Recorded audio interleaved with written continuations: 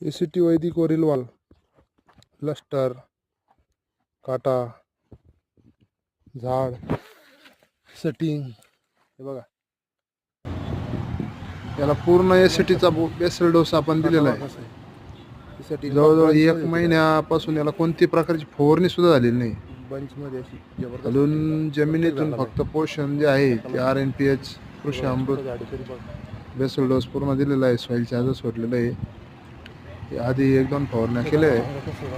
आता सध्या कोणती फवारणी नसताना सुद्धा कोणताच प्रॉब्लेम नाही. तरी आज वांग्याची जी क्वालिटी आहे ती बघून घ्या तुम्ही. काटा आणि शेजारी ते टोमॅटो लावला आहे थोडा, त्याला अजून बांधलेला पण नाही.